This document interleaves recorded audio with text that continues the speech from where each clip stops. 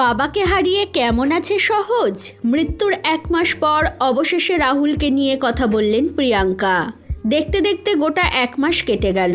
গত মাসের ঠিক এই দিনেই অর্থাৎ 29শে মার্চ তালসারিতে বলে বাবা পারকারেগা ধারাবাহিকের শুটিং করতে গিয়ে সমুদ্রে তলিয়ে গিয়ে প্রাণ হারান অভিনেতা রাহুল অরুণোদয় বন্দ্যোপাধ্যায়। গত 1 মাস ধরে এই মৃত্যুকে ঘিরে আর্টিস্ট ফোরাম এবং ফেডারেশনের মধ্যে অনেক আলোচনা এবং বৈঠক হয়েছে।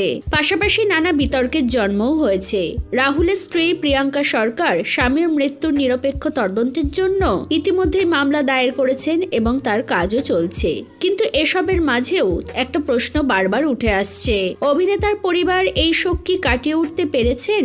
বিশেষ করে রাহুলের 11 বছরের ছেলে ছোট্ট সহজ কেমন আছে? তার মানসিক এবং শারীরিক অবস্থা কেমন? বাবাকে হারিয়ে একেবারে চুপ হয়ে গিয়েছিল সে। 1 মাস কেটে গেলেও তার মুখ থেকে একটা কথাও শোনা যায়নি। ছেলেকে সর্বদা আগলে রেখেছেন প্রিয়াঙ্কা। সময়ের সঙ্গে সঙ্গে সে কি এই শোক সহ্য করে নিতে পেরেছে? এই প্রসঙ্গে প্রিয়াঙ্কা বলেন, আমি সঠিক বলতে পারবো না।